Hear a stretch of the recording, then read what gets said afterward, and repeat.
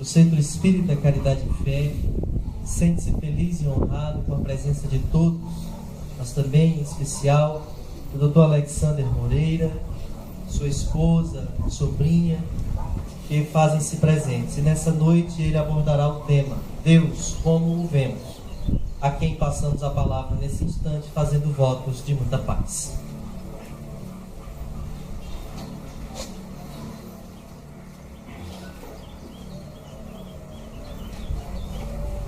Bom, gente, alô. Bom, boa noite a todos. É uma grande alegria estar aqui com vocês hoje, para a gente conversar. E achei muito interessante conversar ao ar livre também, né? Com essa brisa fresca, muito bom. Gostei muito da ideia. A gente poder conversar um pouco, né? Mas vamos falar sobre Deus, né? Assim, acho que aberto, tendo o céu apenas como nosso teto, né? Eu acho que nos ajuda a pensar um pouco mais na amplidão, né? Pensar um pouco mais na ideia de Deus. Bom, nós vamos falar sobre Deus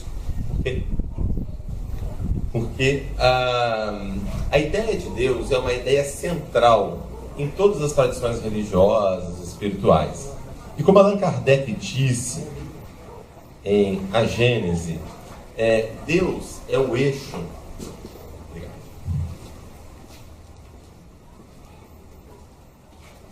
Deus é o eixo de todas as crenças religiosas. É o eixo por quê? Se Deus no momento que eu falo meio alto, senão pode ir.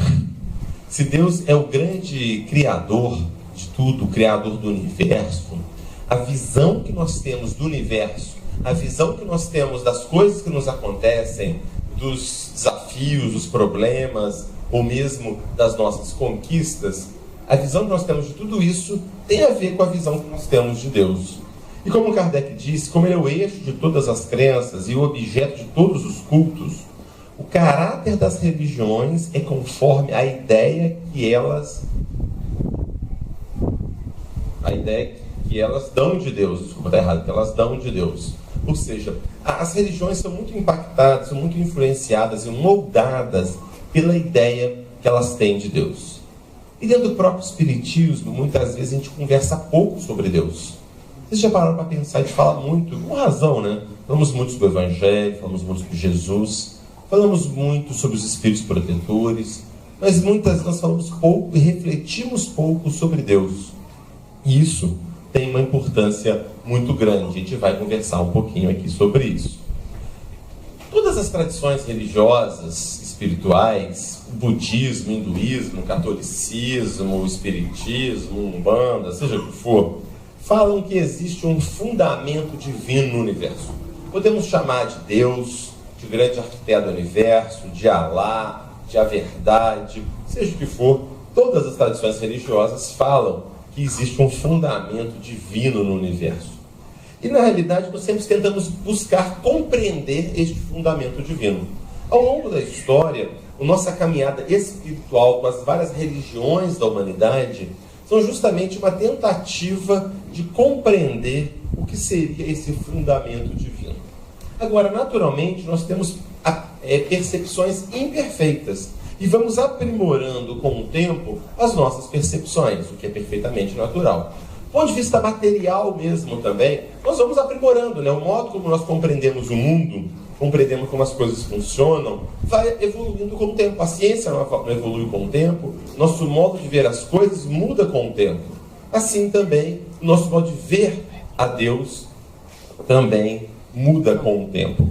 E é importante de perceber que todos nós, quaisquer que sejamos, temos percepções ainda incompletas do que seria Deus. Isso aqui eu vou pular. Dentro dos atributos de Deus, uma questão muito interessante do Livro dos Espíritos, Kardec pergunta aqui: pode o homem compreender a natureza íntima de Deus? Ou seja, é possível para o homem compreender a essência de Deus? O que é Deus em si mesmo, a natureza íntima, a essência de Deus? Será que nós conseguimos compreender isso? E a resposta é não. Falta-lhe para isso um sentido.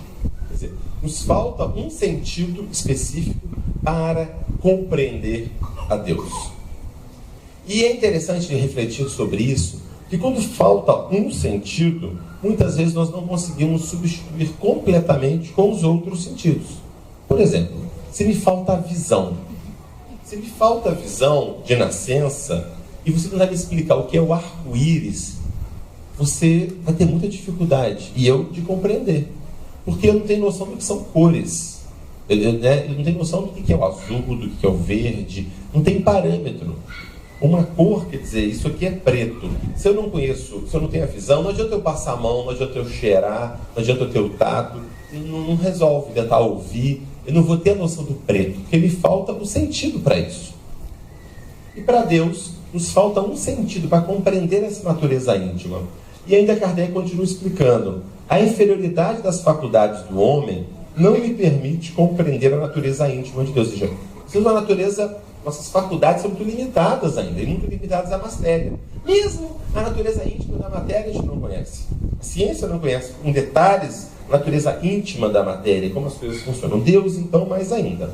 Mas à medida que desenvolve o senso moral, que desenvolve nosso ponto de vista ético, moral, que é a própria inteligência, vamos ter uma ideia mais completa, mais justa da divindade, ainda que sempre incompleta. Então aí vem uma ideia importante da humildade, a humildade teológica.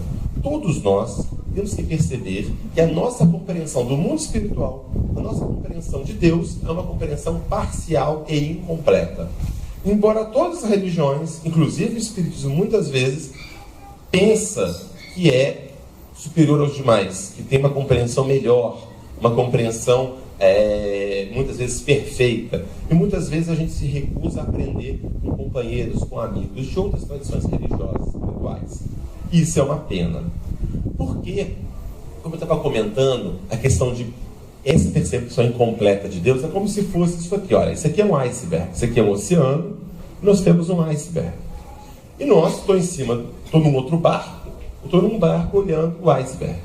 E eu consigo ver, olhando aqui, essa parte do iceberg. E imagina se eu imaginar que, vendo isso aqui, que eu estou vendo, é tudo que o iceberg é. O problema é que, se eu estou dessa forma, me falta uma outra percepção, outro ângulo, ou um outro sentido, como enxergar debaixo d'água, para perceber que isso aqui é literalmente apenas a ponta do iceberg. Tem muito mais coisas no iceberg que eu não consigo ver quando eu estou em cima observando. Assim também é Deus. Nós temos dificuldades, muitas vezes, de compreender exatamente a dimensão completa de Deus. Daí a necessidade dessa humildade.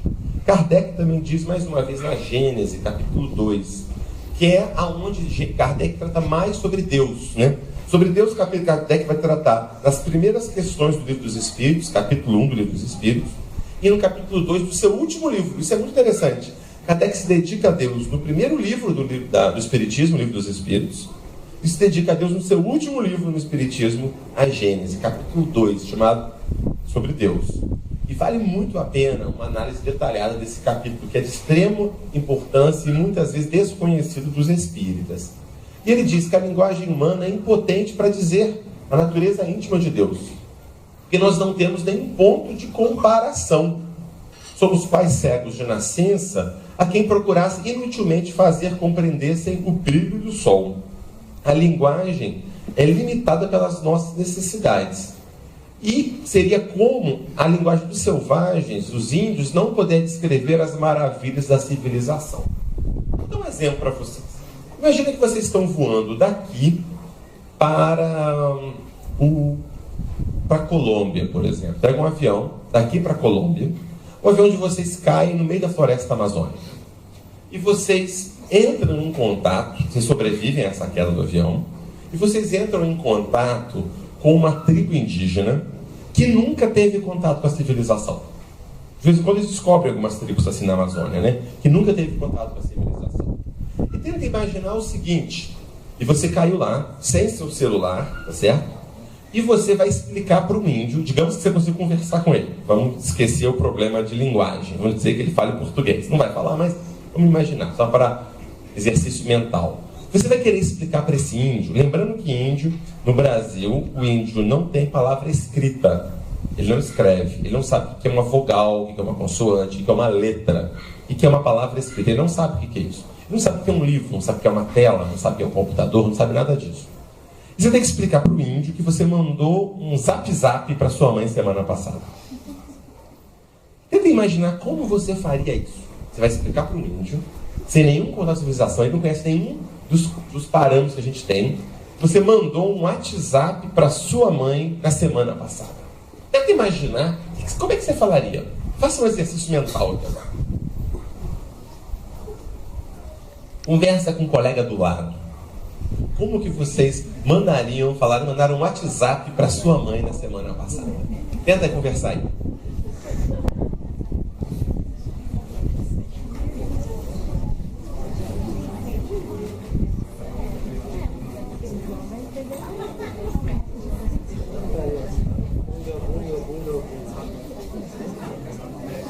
Ele está gesticulando, mas e aí? Quer dizer, esse aqui é um brinquedinho. Mas o essencial do WhatsApp não é nem ficar fazendo isso, né? O essencial é que você quer falar que você mandou um texto escrito, por exemplo, né? Você mandou um texto num aparelho de celular e aquilo ali foi parar na sua mãe, a sua mãe leu aquela mensagem. Como é que você consegue falar isso?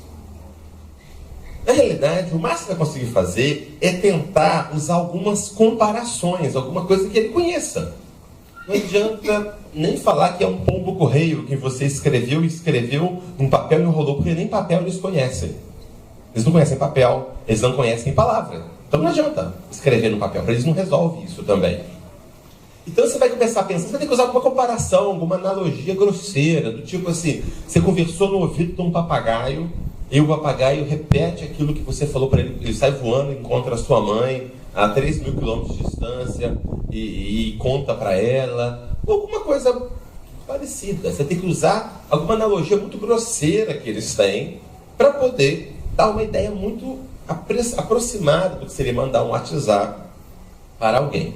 E é justamente isso que nós fazemos com Deus. A nossa linguagem, ela é incapaz de descrever a natureza íntima de Deus, de descrever, na realidade, a dimensão espiritual como um todo. É uma pobreza da nossa linguagem. Então, para isso, nós vamos sempre nos usar de linguagens aproximadas. Vamos nos utilizar de metáforas, muitas vezes. E o que é? Ainda continuando sobre isso, um outro exemplo que eu gosto muito é esse caso do elefante e de 5 cegos. Esses aqui são 5 cegos de nascença que nunca ouviram falar de elefante, não sabem o que é um elefante. Aí você pega esses 5 cegos e coloca cada um num pedaço do elefante, mas só naquele pedaço. E fala assim, ó, o elefante é isso aí que vocês estão pegando, cada um pega um pedaço. Aí você pergunta para esse camarada aqui que está segurando o rabo, o que é um elefante? Ele fala, um elefante parece um chicote. Aí o que segurou a pata fala, você é maluco, rapaz? O elefante parece uma grossa coluna. Aí o que está segurando a tromba, vocês estão tudo pirados. Olha só, eu estou segurando aqui o elefante parece uma mangueira. Aí o que segura a orelha, que isso, gente? Que coluna, que chicote. Que isso? Olha aqui, ó, eu peguei o elefante, parece um grande leque. Aí por fim esse aqui está palpando o elefante do lado e fala, não, que isso, gente? O elefante parece uma parede. Imaginem se eles começassem a se matar, a brigar, a se matar para dizer quem está certo e quem está errado com relação ao que é um elefante. E digam aí, gente, quem está certo e quem está errado deles aqui? O que vocês acham? Todos estão parcialmente certos, porque, por exemplo, o elefante realmente parece uma mangueira, um chicote, sei lá o quê, mas também todos estão errados. Porque eles estão pegando um pedaço do elefante e estão transplantando para o elefante inteiro. E é exatamente isso muitas vezes que as religiões fazem. Cada religião capta um aspecto da divindade, um aspecto da vida espiritual e acha muitas vezes que tem a compreensão ampla e completa. E ficam se matando muitas vezes para poder entender. E o pior ainda também, e começam a achar que realmente isso aqui é um chicote, que isso aqui é uma mangueira, que isso aqui é uma coluna, e não uma metáfora. Quer dizer, é como se fosse uma coluna, é como se fosse um chicote. Mas não, nem um chicote nem uma coluna. São metáforas. Muito bem. Por isso a gente usa muito metáfora para falar de Deus. E a gente usa muitas vezes a metáfora para descrever aquilo que não dá para descrever.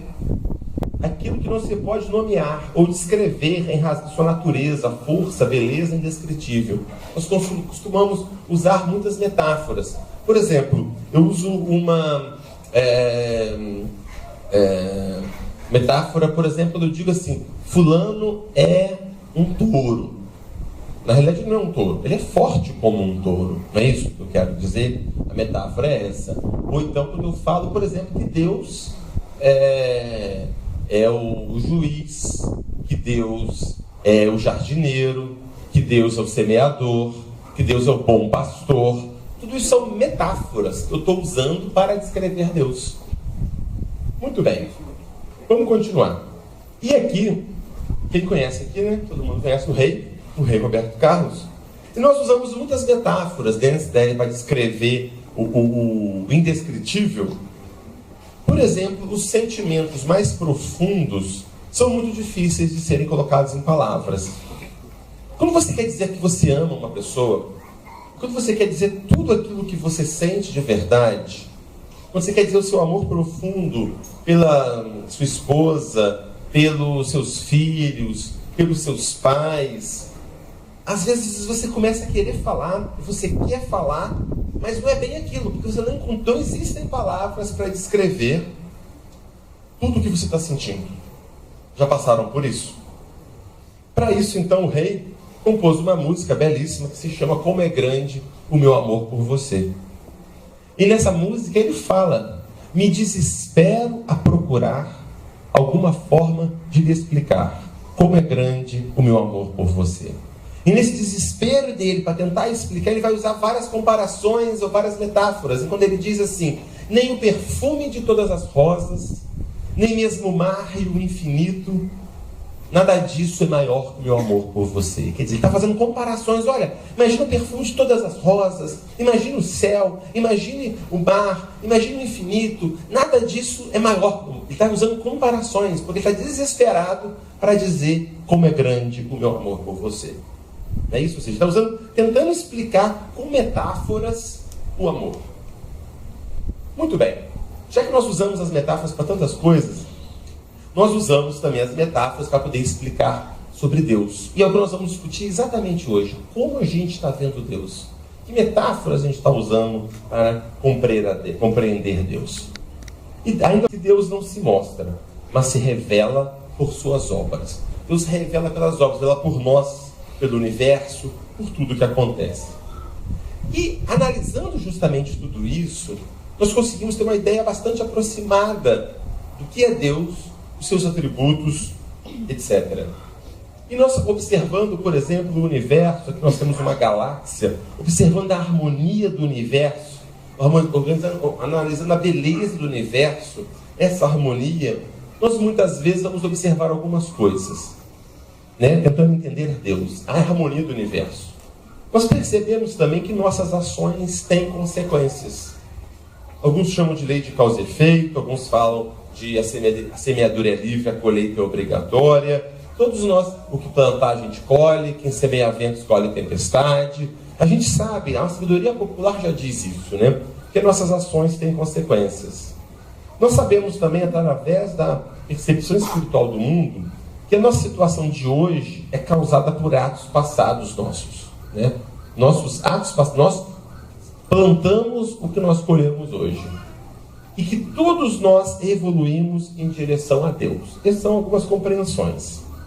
E aí, a grande questão é: que metáforas eu vou usar para descrever Deus e sua ação no mundo, levando isso aqui em consideração? O universo é harmônico, nossas ações têm consequências, o meu passado determina o que eu sou hoje, o que eu sou hoje determina o que eu vou ser amanhã, todos nós evoluímos em direção a Deus. Que metáforas eu vou usar para trabalhar com isso? Há várias. Vamos conversar sobre algumas delas. Uma metáfora muito utilizada como um todo e também no meio espírita é a metáfora legal ou judiciária. Que Deus é um juiz ou um grande legislador. Ao mesmo tempo, um legislador e um grande juiz. Nós falamos de leis divinas. O que é uma metáfora? Já é uma metáfora. Leis da física já é uma metáfora, porque lei é uma convenção humana que as pessoas se acordam sobre regras do nosso convívio. É isso que é uma lei. Quando eu falo de lei da física, lei da gravidade, já é uma analogia, é uma metáfora. E leis de Deus, leis morais, é a mesma coisa. Nós usamos a ideia do julgamento. Deus é um juiz, nós vamos ser julgados, né, pelo que a gente fez. A gente usa no meio espírita a expressão, isso aqui é uma atenuante. Quer dizer, o termo atenuante já é uma expressão jurídica também, né? Uma atenuante para o crime, etc. Há castigos, há recompensas, etc., baseado na metáfora judiciária. Kardec usou essa metáfora, por exemplo, em um livro que está fazendo este ano 150 anos, um livro muito importante, chamado Céu e Inferno, né? O livro Céu e Inferno, ou A Justiça Divina segundo o Espiritismo, tem um capítulo chamado Código Penal da Vida Futura. Um capítulo espetacular, vale muito a pena ler esse capítulo, Código Penal da Vida Futura. Mas este capítulo, ele está usando claramente metáfora judiciária. É claro que não existe um Código Penal da Vida Futura, mas o Kardec está fazendo uma analogia, na realidade. Bom, nós usamos no meio espírita, às vezes talvez até mais, a metáfora contábil. Nós temos dívidas. Nós estamos aqui pagando dívidas do passado, não é isso? Nós estamos contraindo uma dívida grande, ou estou pagando a dívida à vista, estou pagando ela a prazo, estou repartindo a minha dívida, etc. Outra metáfora comum é a educacional. A Terra é uma escola, Deus ou Jesus são os nossos mestres, nós estamos aqui para aprendizado. E tem a metáfora agrária também. A parábola do bom semeador, né? Deus como o grande semeador, e nós como a terra fértil ou não, né? A metáfora de semear, jardineiro, de plantar para colher, tudo são metáforas. Bom, todas essas metáforas são muito interessantes. Vocês vão ver, eu vou falar mais para frente, que eu tenho uma simpatia muito maior para as duas últimas metáforas, vai ficar claro isso aqui. Mas isso não quer dizer que seria errado, é um problema essas anteriores. O problema, na realidade, acontece é quando nós esquecemos que tudo isso aqui é uma metáfora. Deus não é juiz, não é jardineiro, não é professor, não é pastor. Ele não é nada disso. Isso são modos que a gente está usando, simplistas, para descrever Deus e sua ação no mundo. E quando nós esquecemos que uma metáfora é uma metáfora, a gente começa a cometer enganos. Alguns dizem que a metáfora é boa porque ela ressalta as similitudes. Mas o problema é que a gente esquece as diferenças. A gente esquece as diferenças, começa a dar problema. Vamos lá.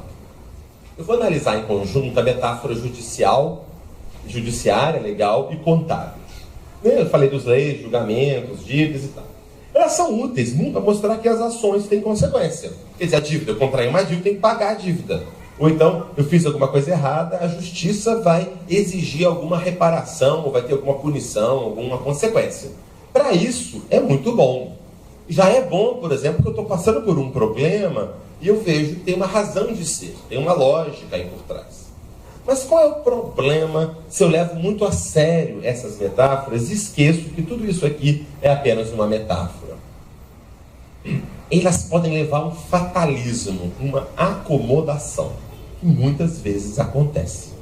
A gente vê isso com muita frequência, em várias culturas, em várias tradições, e entre nós mesmo, no meio espírita também. A ideia, por exemplo, de que eu estou pagando o meu karma do passado. Eu estou com uma dívida que eu tenho que pagar, ou então eu estou sendo castigado por Deus porque eu fiz coisas erradas, porque para queimar meu karma. Então eu estou passando por uma situação difícil. Por exemplo, eu estou num casamento difícil. Eu penso, nossa, aquela minha mulher é meu karma, eu devo ter envenenado ela, eu devo ter matado na outra vida, sei lá, qualquer coisa, e eu estou agora tendo que segurar o tranco. Então eu vou segurar o tranco esse tempo todo, 20 anos, 30 anos, 50 anos, seja lá o que for, até eu ficar livre disso. Aí eu pago o meu karma, estou livre e nunca mais quero ver aquela mulher na minha vida. Essa mais ou menos é a ideia que muitos pensam. E qual que é o problema? A pessoa ao pensar isso, ela acha que a questão fundamental é simplesmente estar junto para poder sofrer aquilo, sofrer bastante, como se Deus quisesse o nosso sofrimento, porque o sofrimento é que vai pagar o meu pecado, os meus erros. E não é nada disso. Deus não está interessado no nosso sofrimento. Interessados no sentido de que não, querer que nós soframos, de forma nenhuma. Não, ou então alguns acham o seguinte, porque a pessoa se suicidou com tantos anos, ela tinha mais 30 anos para viver, ela vai ficar 30 anos no umbral a mais, porque é o tempo exato que ela precisava. Quer dizer, ou seja, como se a pessoa precisasse sofrer por um certo tempo determinado. Kardec diz claramente que isso não existe. Fica claro no Espiritismo que o nosso sofrimento só tem uma função, só tem uma causa. Não é que só tem uma causa. A causa fundamental do nosso sofrimento é as nossas ações equivocadas, que geram consequências naturais desagradáveis, que tem uma única função: nos advertir que alguma coisa está errada. Quando a gente tem alguma coisa errada, quando o carro aperta, opa, tem alguma coisa errada, vamos tentar ver o que é, vamos nos melhorar. O que Deus está interessado em nós é na nossa melhora, não é o quanto eu sofro. Eu posso sofrer 500 anos, se eu não melhorei, não resolveu nada. Não é a quantidade de sofrimento que importa. O que importa é o que eu aprendi naquele momento. É esta que é a questão. E aí vem, voltando àquela história da mulher. O casal se tolera simplesmente porque é o karma e pronto, final. Por achar que é só o karma que tem que ficar tolerando aquilo, não se pensa em como eu posso melhorar. Às vezes pensa, não é que é um karma que Deus vai me obrigar a ficar sofrendo 50 anos. Não, eu tenho que viver talvez junto mesmo, mas para aprender a conviver. Eu estou vivendo junto para poder pensar, por que eu estou brigando tanto? Será que eu não sou meio complicado demais mesmo? Será que eu não estou criando dificuldades? O que eu posso me mudar e ajudar a outra pessoa nessa melhoria? O nosso relacionamento está melhor. Mais do que me acomodar com essa fatalidade, o que eu posso para transformar? Ou então outro exemplo, estou dando exemplos concretos de pessoas que eu já ouvi comentando sobre isso. Outro exemplo, a pessoa não consegue emprego. Ela tendo emprego, não dá certo, aí é demitida, a outra não sei o que lá, nunca consegue um emprego direito. Ela fala, ai, é meu karma. Devo ter sido um patrão muito malvado e maltratei as pessoas, sei lá o quê. Então, eu não consigo emprego porque é meu karma. A pessoa não para para pensar, será que eu não consigo emprego porque eu não estou sendo dedicado o suficiente? Porque eu não sou pontual? Porque eu não tenho a responsabilidade adequada? Porque eu não estou atualizado como eu deveria? Mas é muito mais fácil colocar a culpa no karma do passado. Nós espíritas gostamos muito de nos desresponsabilizar, atribuindo a culpa ou ao obsessor ou ao karma do passado. A gente sabe que o karma do passado fui eu, mas é eu de uma outra vida que eu não lembro mesmo, então fica meio para lá. Eu não percebo o que eu estou fazendo. Kardec diz textualmente, a maioria dos nossos sofrimentos na vida atual tem causa nessa vida ou na vida passada? Nesta vida. Nesta vida, pelas nossas ações no presente. Mas ele fala, mas é mais fácil do nosso orgulho e amor próprio falar que foi de vida passada. Muito bem. E eu vou dar outro. Tem vários exemplos nesse sentido. Ou então, por exemplo, a pessoa está passando por uma dificuldade física, ou por uma dificuldade afetiva também. E vou dar de novo um outro exemplo de uma pessoa também que teve umas dificuldades, umas desilusões amorosas, e ela cismou também que na realidade Deus queria, ela tinha que pagar um karma e tinha que não ter um relacionamento, um casamento nesta vida, etc. e tal. E ela estava começando a agir nesse sentido, ou seja, ela se afastava de qualquer outra pessoa e tudo mais, como se Deus quisesse o castigo dela nesse sentido. E na realidade não era nada disso, ou seja, na realidade é preciso refletir sobre o modo dela de relacionamento. Quando isso foi sendo trabalhado, ela foi melhorando também. E aí vem uma questão muito interessante que gera esse fatalismo muitas vezes, e às vezes é porque essa revolta, né? Eu estou sofrendo, se eu até sofro, segura a onda, essa dívida está dura de pagar, né? Mas não sei o que lá, a gente fica com essa ideia que está pagando dívida, etc. e tal. O sofrimento que eu enfrento é que eu estou pagando karma. Eu tenho que segurar o tranco. Até seguro porque eu até entendo. Mas é um negócio mais duro de levar, mais difícil de levar. E sobre esse fatalismo, muitas pessoas confundem resignação com passividade. São coisas muito diversas. Nós precisamos, na realidade, tentar resolver e melhorar todas as dificuldades que estamos enfrentando. Qualquer problema que eu tenho, problemas que financeiros, problemas físicos, afetivos, qualquer problema, eu tenho que tentar melhorar. Não tenho que ficar de braço cruzado achando que é um karma de Deus ou que é uma punição. Eu tenho que tentar melhorar tudo isso. Agora, nem tudo a gente consegue mudar, não é isso? Tem muitos problemas que a gente não consegue mudar. A gente tenta, mas não consegue. Aceitar aquilo que eu não consigo mudar, isso sim é resignação. Tem um item no capítulo 5 do Evangelho segundo o Espiritismo, Bem-aventurados os aflitos, que diz o seguinte, que resignação é aceitar os sofrimentos, as dificuldades que a gente não consegue evitar. E não em ficar parado frente aos problemas, que segundo os Espíritos é mais preguiça do que virtude. Ficar de braço cruzado com um problema não é virtude, é preguiça, segundo os próprios Espíritos. Então esse é o nosso papel de uma resignação ativa. E para isso, inclusive, tem aquela oração da serenidade, que o pessoal do AA, do NA usa muito, né? O concedei-me, Senhor, né? A força, a coragem para mudar aquilo que pode ser mudado. A aceitação não é para aceitar aquilo que não pode ser mudado. E a sabedoria para distinguir uma coisa da outra. Essa é uma das grandes questões da vida. Bom, então voltando. Muitas vezes a gente enfatiza muito uma coisa meio pesada, né? Então das leis, do castigo, né? da punição, do pagamento de dívidas, etc. De novo, é até legal ter essas ideias, só que a gente não pode pegar muito pesado e nem deixar de lembrar que são metáforas. Mas tem outras metáforas bem mais interessantes, que eu acho, que o próprio Kardec utilizou muitas vezes também. A ideia de que a Terra é uma escola. Nós somos aprendizes e os mentores espirituais, Jesus ou Deus, são nossos mestres. Porque, aí sim, a meta da escola não é que a gente pague dívidas ou que a gente seja punido por alguma coisa. É o nosso aprendizado, o nosso crescimento, que busca desenvolver os nossos potenciais. E numa boa escola, não há castigos, não há punições. Quando eu dou um dever de casa para o meu aluno, para um aluno, eu não estou querendo castigar esse aluno. Eu estou querendo que ele desenvolva habilidades, treine e pratique. Por mais que ele reclame, mas isso é chato, criança principalmente, né? Isso é chato. Ou mesmo na faculdade, a gente reclama do professor que exigiu um trabalho muito trabalhoso, que ele é uma mala. Mas às vezes aquele professor mais mala, que exigiu mais da gente, foi aquele que conseguiu realmente plantar habilidades e conhecimentos em todos nós. Então não é um castigo.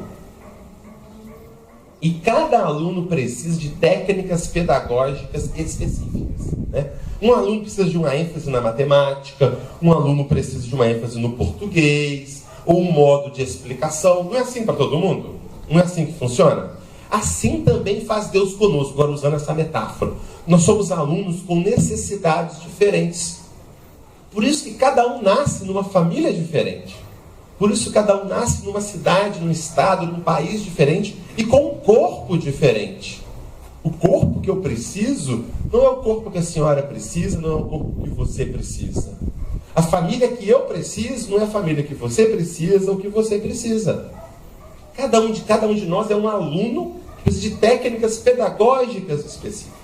E eu começo a enxergar, então, os problemas da vida, as dificuldades da vida, não como castigos ou como pagamento de dívidas.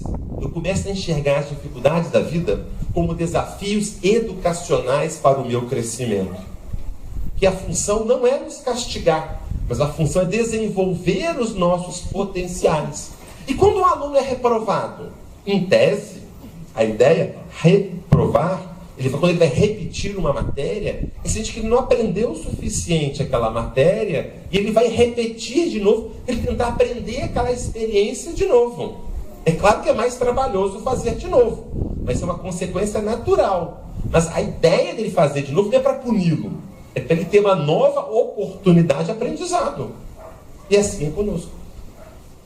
Então muda, suaviza bem mais de lidar com as dificuldades da vida. Ao invés de eu imaginar que a dificuldade que eu tenho com o meu corpo físico, com a minha família, ou com qualquer outra coisa, mais do que um castigo, ou uma punição, ou uma dívida, é uma necessidade pedagógica que eu tenho, educacional que eu tenho. E Kardec vai usar essa metáfora diversas vezes. Evangelho segundo o Espiritismo. O escolar não chega aos estudos superiores da ciência senão depois de haver percorrido a série de classes que até lá conduzirão. Essas classes, qualquer que seja o trabalho que exijam, são um meio do estudante alcançar o fim, e não um castigo que se inflige. Claro, estudar, fazer as matérias, né, passar de ano, tudo isso, isso não é um castigo. É uma necessidade que ele tem para poder caminhar. E se ele é esforçado, ele abrevia o caminho. Outro tanto não sucede é que ele, por negligência ou preguiça, tem que passar duplamente, repetir certas experiências das matérias, porque ele precisou fazer isso. Ele fala, né? E esse trabalho de repetir é mais ou menos, entre aspas, uma consequência desagradável, mas uma necessidade de aprendizado. E essa comparação é muito importante, quer dizer, é um meio da gente poder avançar. Ainda em A Gênese, Kardec mais uma vez. No intervalo das duas encarnações, o espírito examina o que fez enquanto habitou a terra. Passa em revista o que aprendeu, reconhece suas faltas, traça planos e toma resoluções, pelas quais conta guiar-se em nova existência, com a ideia de melhor se conduzir. Cada existência é um passo para frente, uma espécie de escola de aplicação. Mais uma vez, a escola. Ou seja, o espírito está desencarnado, viu o que ele sabe, o que ele não sabe, o que ele precisa aprender moralmente, intelectualmente, socialmente, e escolhe a escola que ele precisa frequentar. A escola é a família, é a cidade, é o país, é o corpo que ele vai vivenciar. E muitas pessoas se questionam, né? Como pode uma pessoa no plano espiritual pedir para reencarnar numa família com dificuldades, ou numa situação socioeconômica difícil, ou com um corpo com algumas limitações? Como pode isso? Ninguém entende. E seria melhor, todo mundo ia pedir vir rico, famoso, com um corpo maravilhoso, lindão, fortão, etc. É porque a pessoa não está entendendo esta compreensão. Vamos fazer uma outra comparação com a escola. Quantos de nós, quando vamos fazer um vestibular para a faculdade, claro que eu posso pensar, qual que é o mais fácil? É esse que eu quero. Claro que a pessoa pode querer isso. Mas se a pessoa tem um pouco de juízo na cabeça e vai refletir sobre a vida dela, o que ela vai pensar? Primeiro, quais são as minhas habilidades, o que eu preciso aprender? E mais, quais são as melhores faculdades que tem na minha área que eu quero fazer? E eu vou me esforçar muito para entrar na mais difícil. Parece um contrassenso. Porque ele não quer vida mansa. Ele quer aprender, aproveitar ao máximo o tempo dele na faculdade. A faculdade não é uma colônia de férias. É uma coisa para ele aprender. Então ele quer entrar na faculdade mais difícil. Naquela que exige mais, que ele vai aprender mais. Não é assim que a gente faz? Do mesmo modo, quando a gente vai reencarnar. A gente escolhe a experiência mais necessária para o nosso aprendizado. Senão, todo mundo só escolheria a escola fácil. Ninguém ia concorrer nas faculdades mais difíceis. Porque todo mundo ia querer o mais fácil. Não é isso. Um exemplo muito claro sobre isso está em Missionários da Luz, o livro do Chico Xavier, né? O autor é André Luiz. Tem um caso de uma senhora que estava planejando a encarnação. E aí ela vê o planejamento do corpo dela. E ela vê que o corpo dela está perfeito. Além de perfeito fisicamente, muito belo. E ela se assusta. E chega para os mentores espirituais e fala: eu quero uma modificação neste projeto. Eles não entenderam. Como assim? Este corpo, ele está belo demais. Qual o problema? O problema é que eu já reencarnei 2 ou 3 vezes antes num corpo muito belo. E eu não consegui lidar bem com essa questão. Isso foi causa de queda para mim nas outras encarnações. Eu usava da minha beleza para facilitar caminhos, para não ter que me esforçar, não ter que me aprender. E mais, da minha beleza, eu usei de modo negativo para seduzir as pessoas, para desestruturar famílias, etc. Ela falou: eu não preciso de um corpo de Deus nessa encarnação. Eu preciso de um corpo que me ajude a avançar naquilo que eu preciso. E ela pede, então, para que haja algumas alterações corporais para que ela não tivesse efetivamente a beleza que estava programada para ela inicialmente. Se a gente compreende isso do ponto de vista mais amplo, faz todo sentido. O que não impede, obviamente, de qualquer um de nós, ao estarmos encarnados, nos esforçarmos para ficarmos melhor apresentados, o mais belo possível, é óbvio. Mas até esse esforço faz parte do nosso processo de aprendizado.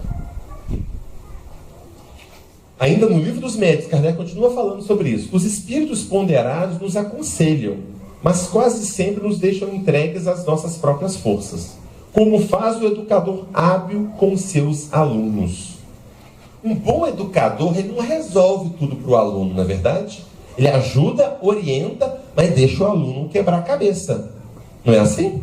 Assim também os mentores são conosco. Ele compara de novo o aluno, nós como alunos, e o mentor como um educador hábil. Imaginem só, muitas pessoas, a gente sabe, querendo ajudar, com coração bom, querendo por amar muito as pessoas, fazem todas as vontades das pessoas. Vocês acham que quem ama de verdade alguém faz tudo que a pessoa quer?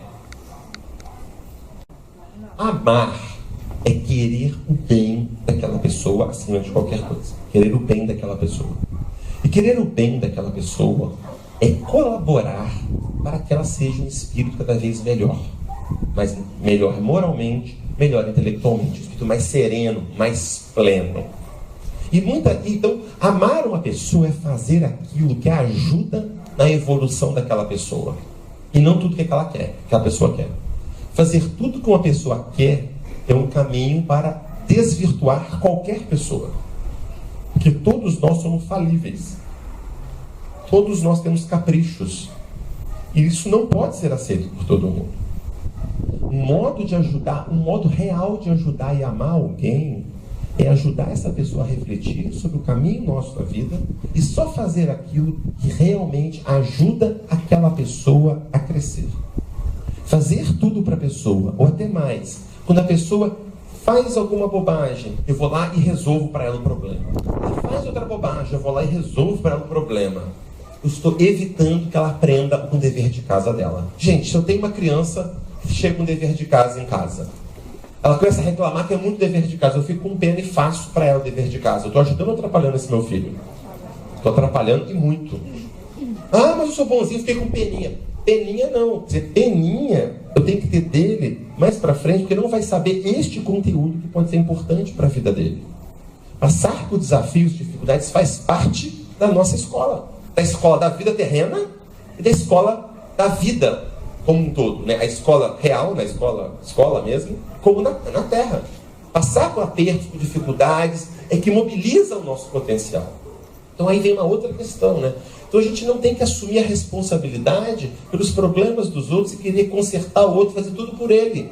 Isso é prejudicial para aquele indivíduo. É claro que eu tenho que ajudar, apoiar, como um bom professor. Se eu tenho um filho que está com dever de casa, está reclamando, que está difícil, vamos sentar junto, vamos refletir sobre isso aqui. Pega o livro, leia essa página aqui. Você acha que isso aqui se aplica aqui? Para e pensa, vamos raciocinar. Eu posso ajudá-lo, mas nunca fazer por ele. Assim também somos nós, no nosso dia a dia, e assim também agem os mentores. Eu costumo brincar que essa ideia de querer impor o outro, querer forçar o outro a ser o que você acha que é o certo, quem impõe, quem força a barra é o obsessor, não é mentor. Não é verdade? O obsessor é que fica falando na cabeça, buzinando o tempo todo, que não respeita muito o livre-arbítrio do outro. Mentor sempre respeita. Ele fala, dá um toque e espera a pessoa tomar a sua posição. Muito bem. Nada essas comparações na metáfora educacional, entender a vida como uma grande escola, entender os fatos da vida, positivos ou negativos, entre aspas, como grandes lições de aprendizado, muda muito a perspectiva. E mais, e aí fica claro, o aluno, assim que ele aprendeu o que ele precisa, ele progride, ele sai daquela situação. Do mesmo modo, as dificuldades que eu estou passando, o sofrimento que eu estou passando, à medida que eu vou aprendendo com isso, eu mudo de estágio, eu saio dele. Porque não existe um tempo determinado para os nossos sofrimentos e dificuldades. Esse tempo é de acordo com a minha necessidade de crescimento. Quando eu cresci e aprendi a lição, passo para frente. E por fim, uma outra metáfora lindíssima, que é que eu tenho gostado cada vez mais, do semeador, do jardineiro. Deus como grande semeador e nós como a semente. Qual o papel do jardineiro, do semeador, do agricultor? não é fazer com que aquela pequena semente dê todo o seu potencial? Vai pegar aquela semente de caju, vai pegar aquela semente de manga e vai fazer aquela semente dar todo o seu potencial, virar uma árvore, dar frutos, dar sombra, não é isso? Um trabalho do semeador, trabalho do agricultor, é fazer aquela pequena semente que somos nós. Às vezes nunca imaginamos, a gente é uma sementinha. A gente nunca imaginou que a gente poderia ser, que a gente pode ser uma árvore frondosa, frutífera, com flores, etc. A gente nunca imagina isso. Mas Deus, o grande jardineiro, sabe disso. E Ele tem que nos ajudar nesse caminho. E aí tem um texto. O que me despertou para essa metáfora foi um texto na Revista Espírita de Allan Kardec. Um texto do Espírito de Pascal.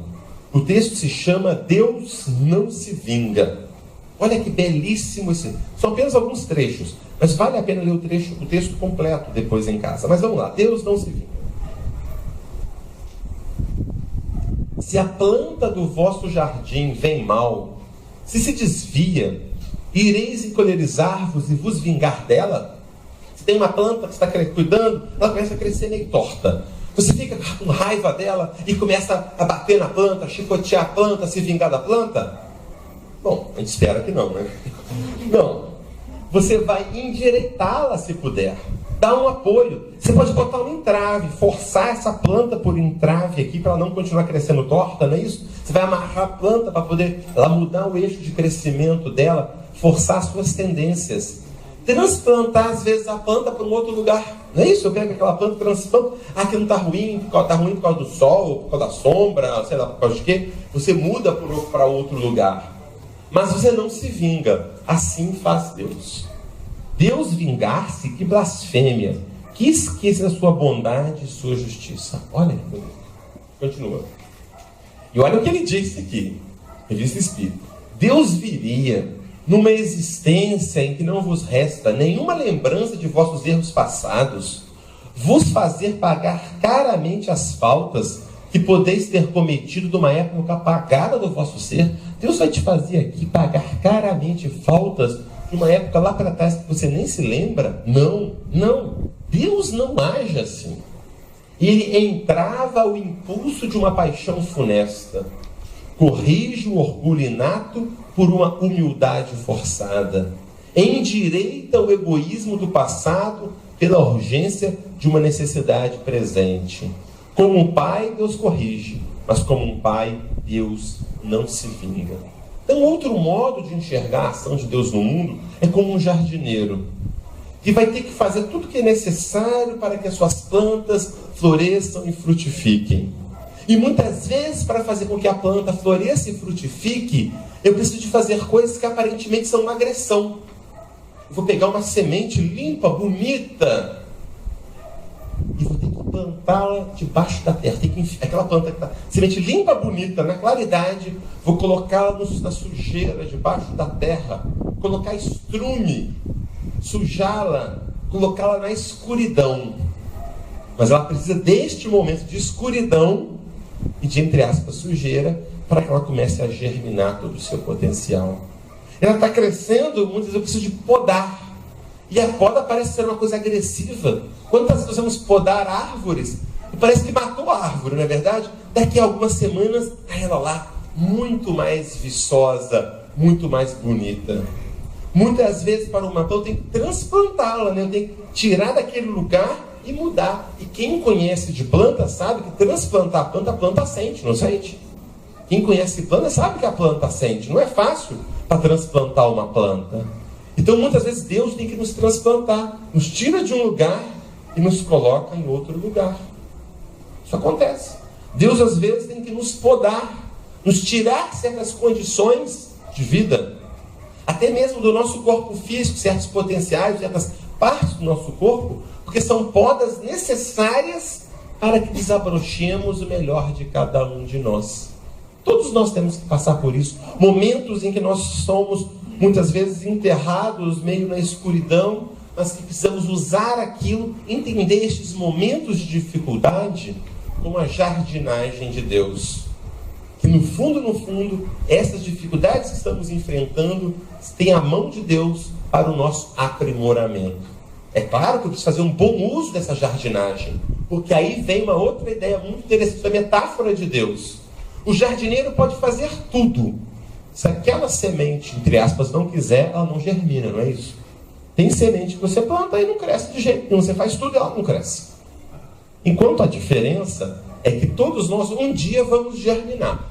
A gente pode resistir, a gente pode ser uma semente burrona, né? Não germino, não germino, não germino. Mas uma hora a gente acaba germinando. Então todos nós, nenhum de nós é uma semente estéril. Todos nós somos uma semente com múltiplos potenciais. Todos nós. Mas Deus faz a parte dele, nos coloca nas condições, nos enterra, nos transplanta, poda, rega, põe sol, mas depende da gente fazer com que aquilo aconteça. Deus cria as condições, mas quem faz acontecer somos nós. Por isso que às vezes a jardinagem dura 1 ano, 2 anos, 50 anos, uma encarnação, 2, e a gente está resistindo a frutificar. A gente se revolta com o jardineiro. A gente não se faz disponível para que essa jardinagem aconteça e a gente frutifique. E aí, finalizando essa mensagem de Pascal, guardai-vos dessas ideias preconcebidas de vingança celeste. Guardai-vos dessas tendências fatalistas, do que eu falei no passado. Quanto mais sentir a vossa liberdade, maior vai ser a vossa responsabilidade. E por isso mesmo, quanto maior a liberdade e responsabilidade, mais esforço de vontade eu vou fazer para ir para frente, para o progresso. Então, essa fica a nossa reflexão.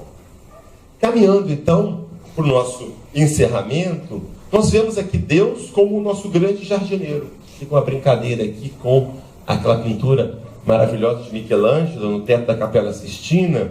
Deus como grande jardineiro. E como esse jardineiro que vai ter que trabalhar as plantas para darem toda a sua beleza, todo o seu potencial. E outro dado interessante também, cada semente é de um jeito, não é verdade? Uma semente, como eu falei, do mesmo modo que o aluno, cada um é de um jeito, semente também. Uma semente precisa de mais água, outra de menos água, não é isso? Uma de mais sol, outra de menos sol, etc. E nós também precisamos de terrenos diferentes para florescermos, de cuidados diferentes e mais. E cada um de nós vai ser de um jeito. Não adianta eu querer semente de manga de um cajueiro, não vai dar certo. Ou eu querer que nasça uma rosa no eucalipto. Não vai funcionar. Cada planta, cada semente tem as suas características. Cada um de nós tem a sua característica. Por isso que nós temos, sim, que assumirmos quem nós somos, mas assumir a nossa melhor parte. Fazer aquilo, muitas vezes hoje em dia, as pessoas falam, tem que ser quem eu sou mesmo. Ser quem eu sou, muitas vezes significa soltar os bichos tudo. Não, eu tenho que ser quem eu sou mesmo, o meu melhor. Desabrochar o meu melhor. Esse é o meu desafio. E aí então, nós vamos pegar então aquela pequena plantinha tenra. Deus pega essa pequena plantinha tenra e começa a cuidar dela, que somos todos nós. E vai ter que cavar para nos plantar. E tem uma passagem muito bacana do Raul Teixeira, o médium Raul Teixeira, quando ele diz: floresça onde você foi plantado. Nenhum de nós foi plantado errado. Nós somos plantados no lugar correto. Floresça aonde foi plantado. Porque onde nós somos plantados, nós temos condições de florescer. E para isso, muitas vezes, vai ser necessário na jardinagem que entre adubo, que entre esterco, aparentemente uma coisa suja, mas que é para fazer brotar de nós o melhor. É preciso, às vezes, transplantar de lugar, às vezes somos mudados de lugar, de profissão, de condições, etc. E nos revoltamos sem entender, muitas vezes, as oportunidades, o chamado de Deus para isso. Muitas vezes a poda que nos dói, as coisas que aparentemente perdemos, as necessidades que acontecem, para que efetivamente no final possamos realmente florescer. Sermos cada um de nós uma flor do grande jardim de Deus no universo. Lembrando então que Deus, nós muitas vezes enfatizamos a justiça, o poder de Deus, perfeito, mas esquecemos da sabedoria, do amor, da misericórdia divina. Isso é muito importante. Não podemos enfatizar só a justiça divina, porque a justiça só, às vezes ela é seca, ela é dura. Justiça sem misericórdia é muito difícil. Temos que lembrar da misericórdia divina, do amor divino. Qualquer que sejam os nossos erros, os nossos deslizes, as nossas perturbações, os nossos enganos, Deus está misericordioso, sorrindo, os braços abertos nos esperando. É aquele jardineiro que está sempre disposto a pegar aquela semente e investir nela do melhor modo possível. Depende só de nós. E dentro disso, como que Deus faz essa caminhada? Deus faz essa caminhada, como que Ele nos impulsiona? Da seguinte forma: ações nossas que estão em harmonia com esse crescimento, com o fluxo divino, com a justiça divina, com o amor divino, com a caridade, com a justiça, com a temperança, com a bondade, com a indulgência, essas ações geram benefícios para nós e para a nossa volta. Das ações contrárias a isso, geram desarmonia e geram sofrimento. É como se a vida fosse um grande rio, o rio do fluxo divino, o fluxo divino caminhando. Eu tenho duas opções: ou eu me entrego a esse fluxo divino e navego suavemente nas águas divinas, ou então eu me resisto, eu agarro contra a corrente, eu agarro numa raiz no chão, eu tento nadar e a onda batendo e aquela turbulência. São duas escolhas. Leon Tolstói, um grande escritor russo, afirmou: está em meu poder servir a Deus ou não lhe servir. Mas eu só posso fazer isso na vida: servir a Deus ou não servir a Deus. Claro que servir a Deus significa vivenciar plenamente as leis divinas. Servindo-o, aumento o meu bem próprio e o bem do mundo inteiro. Não o servindo, perco o meu próprio bem e privo o mundo deste bem que estava em meu poder criar. Eu tenho duas opções: servir a Deus e aumentar o meu bem próprio do mundo, ou resistir a isso. Para finalizar com uma outra metáfora que eu achei belíssima, de São Francisco de Sales, ele compara cada um de nós, o nosso livre-arbítrio, com um grande barco à vela. Ele comenta: o nosso livre-arbítrio, a nossa escolha, pode estorvar, pode atrapalhar o curso da inspiração. Quando o vento favorável da graça de Deus, ele compara o vento com a graça de Deus, a vontade divina, a soprar as velas da nossa alma, podemos nos negar a consentir. Ou seja, eu não quero consentir com o vento divino. Então, ao invés de eu aceitar esse vento, eu fecho as velas, eu ancoro o barco, eu seguro. E aí o vento bate, o navio balança e eu não consigo singrar mares. Mas quando o nosso espírito se faz de velas e navega prosperamente, recebemos o vento, o influxo divino, consentimos em seu movimento e deixamos que o navio navegue a seu favor, sem atrapalhá-lo com a nossa resistência. Então, que nós todos possamos nos entregar a esse influxo divino, que nos impulsiona para o nosso melhor, para desabrochar o nosso melhor, para germinar a nossa semente da melhor forma. Que cada um de nós possa refletir sobre as imagens de Deus que nós fazemos e, principalmente, como isso reflete no nosso dia a dia. E, finalmente, que possamos de verdade sermos instrumentos de ação de Deus no mundo. Muito obrigado. Boa noite a todos.